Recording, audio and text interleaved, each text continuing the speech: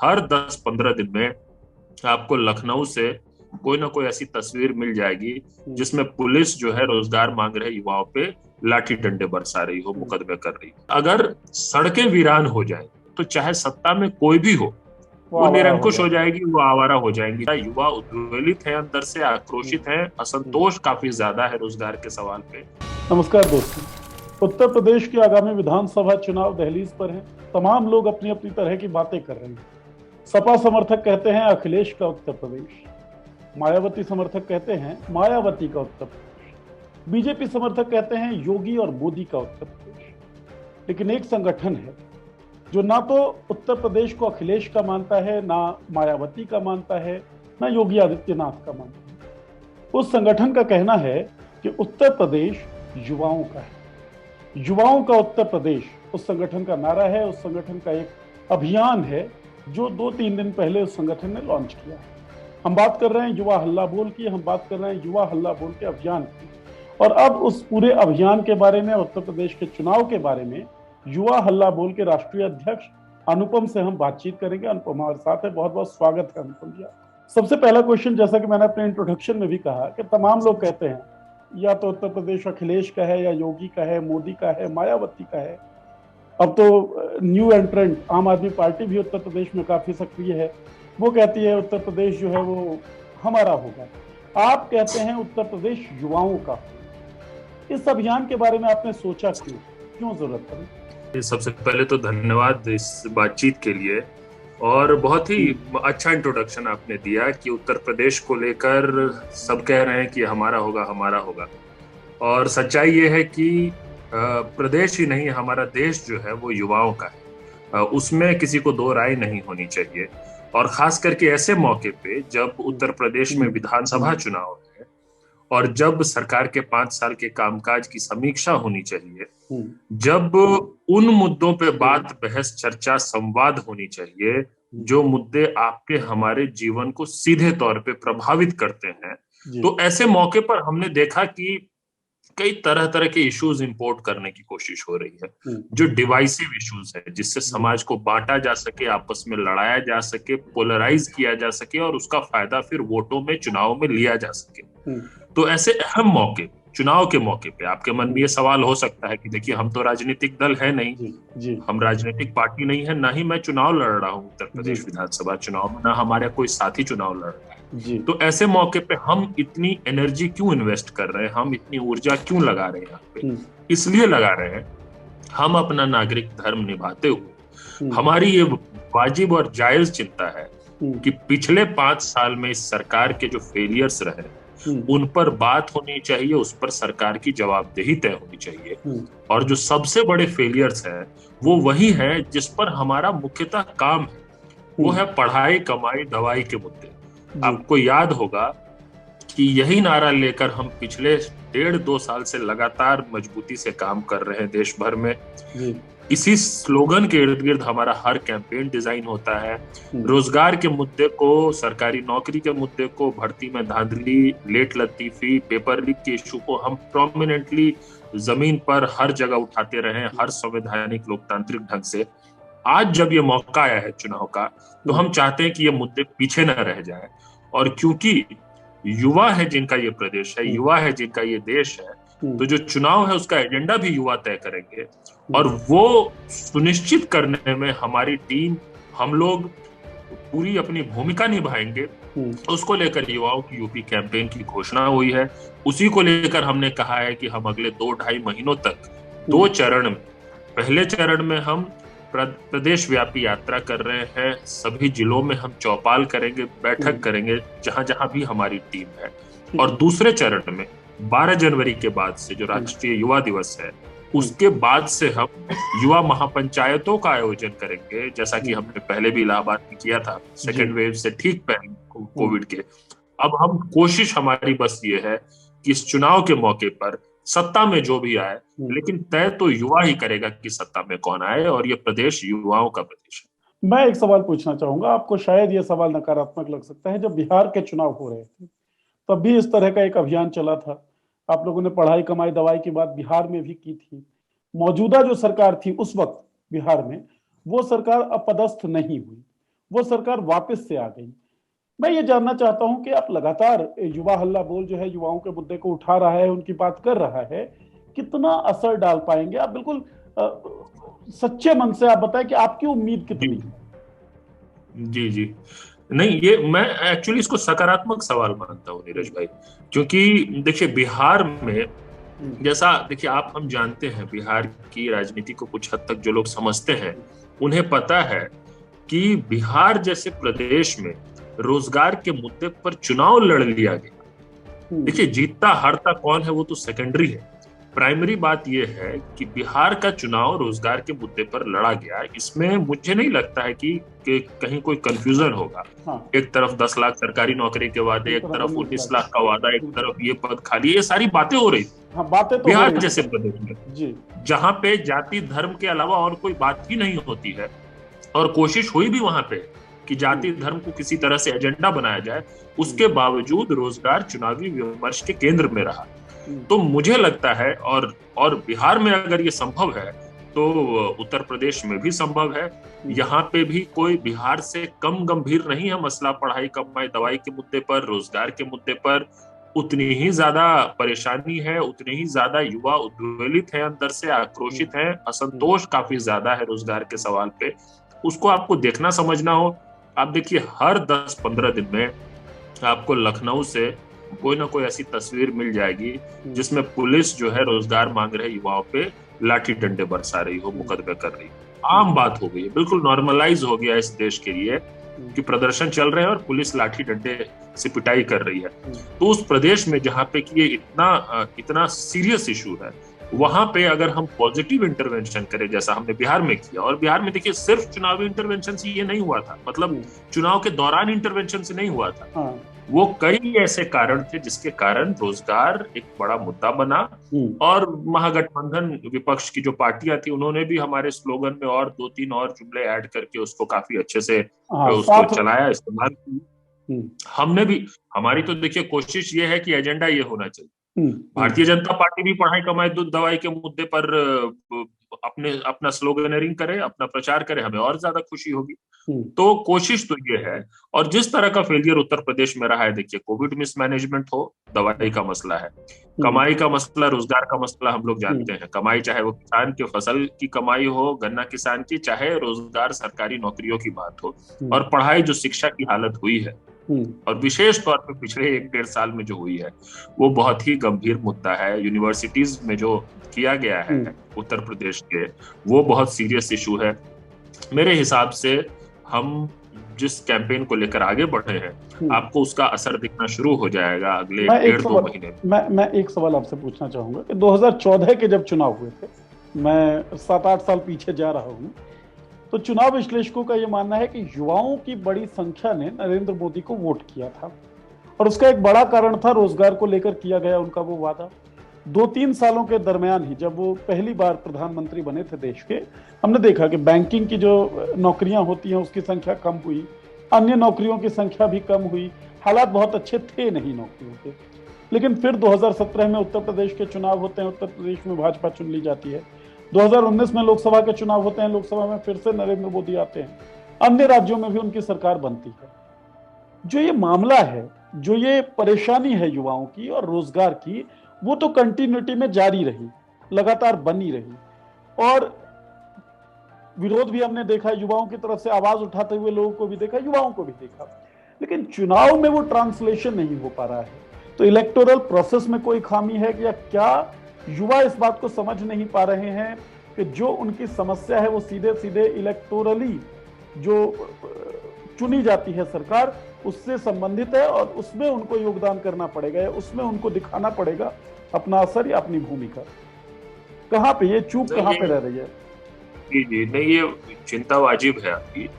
और मुझे लगता है इसका एक बड़ा कारण ये है कि देखिए सरकार के लाख फेलियर्स के बाद भी जो विपक्ष की जो मुख्य धारा की पार्टियां हम्म, हैं, उन्होंने भी रोजगार जैसे मुद्दे पर और पढ़ाई कमाई दवाई जैसे मूलभूत मुद्दों पर पर्याप्त न्याय नहीं किया है। हम्म, जिस ढंग से, जिस भाषा में, जिस फोर्स के साथ रोजगार के मुद्दे को आर्टिकुलेट करना चाहिए था, जो युवाओं का जो असंतोष है, जो उनका आक्रोश है, उसको जिस ढंग से मेन स्ट्रीम की ओपोजिशन पॉलिटिकल पार्टीज को भी अभिव्यक्त करना चाहिए था, आर्टिकुलेट करना चाहिए था, उस पर जिस ढंग से संघर्ष करना चाहिए था, वो नहीं किया है।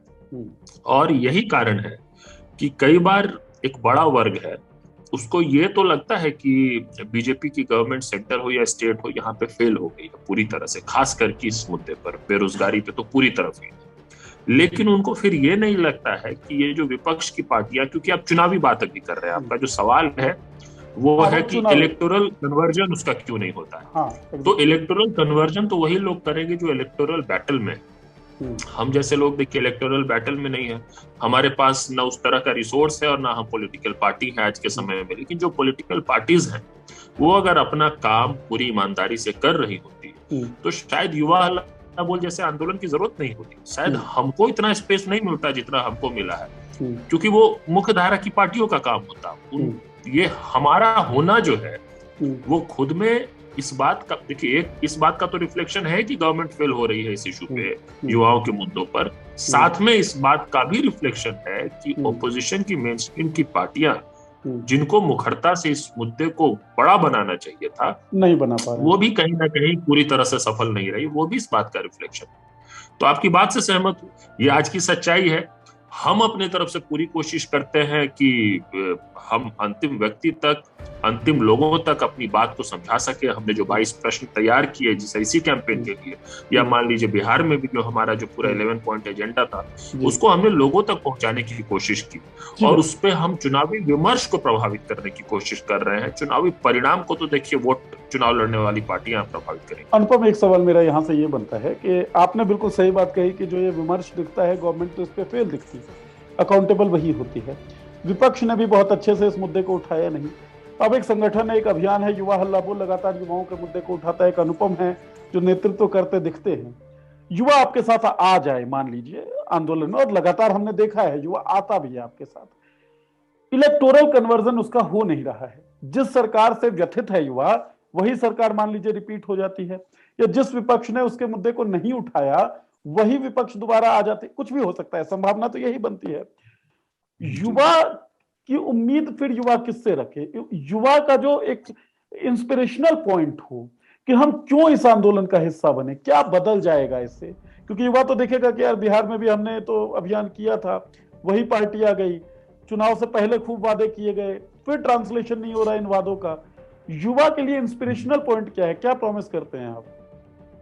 नहीं, जो सबसे इंपॉर्टेंट बात है नीरज भाई वो ये कि युवाओं को समझना चाहिए, और मुझे लगता है एक बड़ा वर्ग समझ भी रहा है अब कम से कम, वो ये कि देखिए संघर्ष और लड़ाई सिर्फ चुनावी नहीं होती, और राजनीति हो चाहे देश की पॉलिसीज को इम्पैक्ट करने का जो काम है वो सिर्फ इलेक्टोरल नहीं होता है। तो हम लोग जिस काम को कर रहे हैं, देखिए कल को मान लेते हैं कि ये पार्टी सत्ता में ना हो, दूसरी पार्टी सत्ता में हो, लेकिन अगर हमारे समाज में, हमारे देश में सतत आंदोलन, सवाल जवाब इन बुनियादी मुद्दों पर चलता रहेगा, तो चाहे कोई भी सत्ता में हो उनकी जवाबदेही तय होती रहेगी। और अगर सड़कें वीरान हो जाए, हम तो बस सड़कों की वीरानगी को दूर कर रहे हैं, हम असल में जो कर रहे हैं, हम तो विधानसभा और संसद की तरफ नहीं देख रहे हैं, हम तो सड़क की तरफ इस वक्त देख रहे हैं। तो अगर सड़कें वीरान हो जाएंगी पूरी तरह से, तो चाहे सत्ता में कोई भी हो, वो निरंकुश हो जाएगी, वो आवारा हो जाएंगी, जो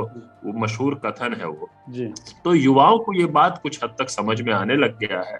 और देखिए आज जो जिस परिस्थिति में हमारा देश है, उसमें मैं ये बात अक्सर कहता हूं कि देखिए बैटल टू फ्रंट, ये जो संघर्ष है ये दो तरह का संघर्ष है। देश बचाने का संघर्ष, सिर्फ चुनाव लड़ने वाली पार्टियां देश नहीं बचा सकती, और सिर्फ आंदोलन करने वाले लोग देश नहीं बचा सकते, सभी को आना पड़ेगा। देखिए पार्लियामेंट्री डेमोक्रेसी में हम लोगों का यकीन है अल्टीमेटली तो वोटिंग से ही पावर तय होगा, उसमें पूरा विश्वास है हमारा।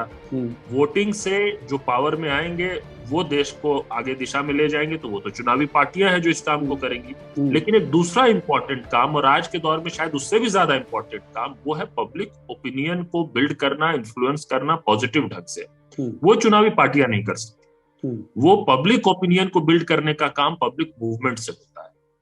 और अगर हमारे देश में इस वक्त पब्लिक मूवमेंट इन मुद्दों पर, पढ़ाई, कमाई, दवाई जैसे मुद्दों पर, रोजगार जैसे मुद्दों पर अगर पब्लिक मूवमेंट नहीं होता है, तो सरकार जो सत्ता में है वो लाख फेल होता रहे तरह तरह के मुद्दों पे।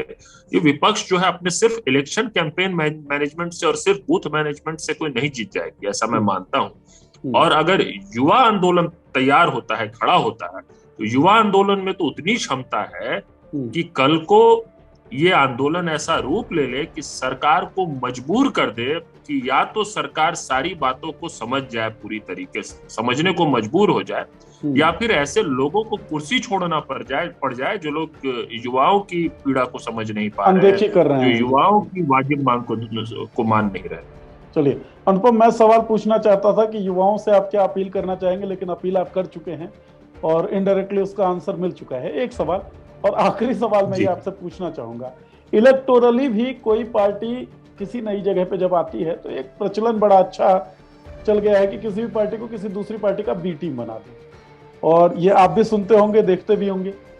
मैं ये कहना चाहूंगा कि युवा हल्ला बोल जब 2 महीने रहते हैं उत्तर प्रदेश के चुनाव में, एक कैंपेन लेकर आया युवाओं का। यूपी युवा बहुत बड़ा वोटर है, बहुत बड़ी संख्या का वोटर है, तो ये युवा हल्ला बोल जो है ये कौन सी पार्टी की बी टीम है, आप बताएं। और इसी आंसर के साथ हम इस बातचीत को विराम देंगे। हमें तो देखिए, राजस्थान में जब हमारे साथी काम करते हैं जी, तो वहाँ हो सकता है कुछ कांग्रेस समर्थित लोग हो जो बीजेपी की बी टीम भी कह देते हैं, क्योंकि राजस्थान में भी हमारे साथी बहुत अच्छा काम कर रहे हैं जहाँ कांग्रेस की सरकार है। झारखंड में भी हमारे साथी अच्छा काम कर रहे हैं, और यूपी बिहार में तो आप देख ही रहे हैं काम हम लोग कर रहे हैं। तो खैर वो तो बहुत महत्वपूर्ण नहीं है कि हम उसकी बी टीम है। आप ये है कि जिनको लेकर, जिस कन्विक्शन के साथ, जिस विचार के साथ हम संघर्ष करना चाहते हैं वो अडिग रहे, उसमें हम किसी तरह का समझौता ना करें। बाकी देखिए, लोगों का कहना, खास तौर पे राजनीतिक तौर पे जो जिनका दिमाग जाम हो जाता है विचारधारा के नाम पे, चाहे रंग के नाम पे, चाहे पार्टी नेता के नाम पे, वो तो तरह तरह की बात रोज कहते रहते हैं। उनका बहुत ज्यादा प्रभाव हम पर नहीं पड़ता है जी। प्रभाव उनका पड़ता है जो हमसे वाजिब सवाल करते हैं, क्रिटिसिज्म करते हैं, और उस पर हम एंगेज भी करने की पूरी कोशिश करते हैं, सुधरने की भी कोशिश करते हैं, अपनी गलतियों से बेहतर करने की। बाकी हम बी टीम तो अगर किसी के है तो देश के संविधान की बी टीम है। संविधान अगर ए टीम है तो ये देश जो है जिस विचार पे बना है, जिस आइडिया पे भारत बना है, उस वो आइडिया अगर ए टीम है तो हम बी टीम है। ये राजनीतिक पार्टियों की अगर बी टीम होते तो शायद हम इन राजनीतिक पार्टियों में से किसी न किसी में होते, पूरी ताकत के साथ होते। जो अंदर से मान रहे हैं वो हम ऊपर से कह रहे हैं। और एक बात मैं अक्सर युवा हल्ला बोल आंदोलन के साथियों को भी कहता हूँ कि हम सबको एक कोशिश करनी चाहिए कि हमारे थॉट्स, वर्ड्स और एक्शंस में हार्मनी हो। जो मैं अंदर में सोच रहा हूँ और जो मैं बोल रहा हूँ और जो मैं कर रहा हूँ, इसका हार्मनी अगर हम बना पाते हैं तो असली सफलता वही, कहीं डेस्टिनेशन, कहीं पहुंच जाना सफलता नहीं, इस तरह से जीवन जीना ही सफलता है। तो जब आपको मैंने ये बता दिया कि ये हार्मनी थॉट्स, वर्ड्स और एक्शंस का, तो फिर आप समझ गए होंगे कि हम किन की ड्यूटी में। ठीक है। तो बहुत शानदार आपने जवाब दिया, और राजनीतिक पार्टी से भी आपकी वाबस्तगी रही है इससे पहले। अगर idea of India A team है तो युवा हल्ला बोल उसकी बी टीम हो सकती है, और उसकी बी टीम है। वरना युवा हल्ला बोल एक जागृति का काम कर रही है, युवाओं को जगाने का काम कर रही है, एक कंटिन्यू प्रोसेस की बिल्डिंग में एफर्ट्स डाल रही है, जहां सरकारों को जो जवाबदेह होने चाहिए उनकी जवाबदेही तय कर रही है। क्या पढ़ाई की बात करें, कमाई की बात करें, दवाई की बात करें, असर कितना डालेंगे वो सब हम सब भी देखेंगे। और हम चाहते हैं कि युवा बहुत अच्छी तरीके से इलेक्टोरल प्रोसेस में असर डालें। Looking forward to your Yuva Mahapanchayat Anupam, and wishing you all the very best. Thank you very much for giving us your precious time. Thank you very much. नमस्कार। Thank you so much. आपका मुद्दा बनेगा देश का मुद्दा। मॉल्टिक्स ऐप पर शेयर करिए अपनी बात हमारे साथ, हम उठाएंगे आपकी आवाज।